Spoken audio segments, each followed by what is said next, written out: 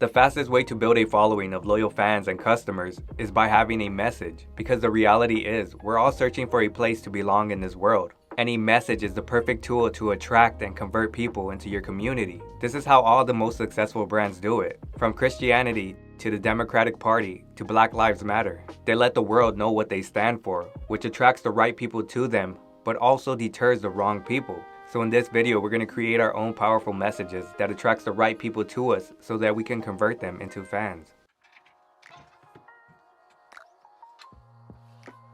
In the first episode of Building a Brand People Love, we went over how to properly tell your story, which is the foundation for a strong brand. And if you haven't watched it, I'll link it above.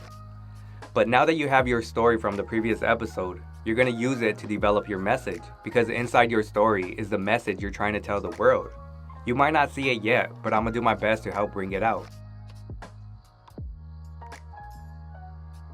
So to find my message, I look for a common theme in my story. And for me, it was a feeling I had throughout my life. A feeling of being unfulfilled. A feeling of not living up to my full potential. So I tried to describe that feeling, and there was only one word that came to mind. Death. It felt like I was just going through the motions, not really living. I was following the same path as so many other people. And I knew what was at the end of that path, which made me feel even worse. So then I asked myself, what's the opposite of feeling dead? Feeling alive. So again, I had to go back to my story, but this time to identify things that made me feel alive. Playing basketball, drawing, exercising, music production, editing videos. And then it hit me. The one thing that made me feel alive was being creative. Being able to express myself however I wanted to. Making art. By asking myself all these questions, I was able to bring out my message. That you either make art, which is live to your full potential, take your own path, and just be yourself. Or you die, which is to be normal, following everybody else, and being unfulfilled. That's what I want to tell the world. That's what I stand for.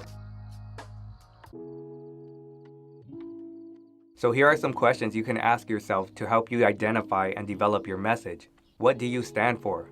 Specifically, what core beliefs and values drive you and your art? Why do you create? You need to be committed to something. You need to stand for something. Because not only are people looking for a place to belong, they're also looking for something to believe in. And they need a leader with strong beliefs. Another way to identify your message is by asking yourself, what is your purpose and intention? Why are you here? What do you intend to do? What is your vision? Many people feel stuck in life, so they need you to take them somewhere. Your vision is your plan, and your art is the vehicle. Other questions to ask yourself are, why do people consume your art? What do you think they're looking for? What should they be looking for?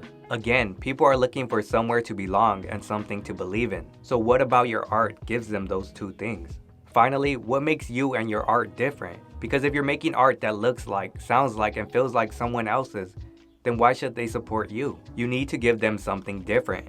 And the best way to do that is by telling your unique story. No one can beat you at being you. Your story is one of a kind. So use it to develop your unique, powerful message. Remember, your story is how you get people to notice you. It helps them get to know you and understand why you make art. But your message will be how you convert them into loyal supporters, because it gives them something to connect to, a vision for a better future.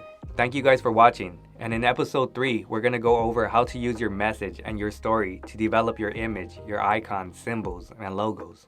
I'll see you guys then.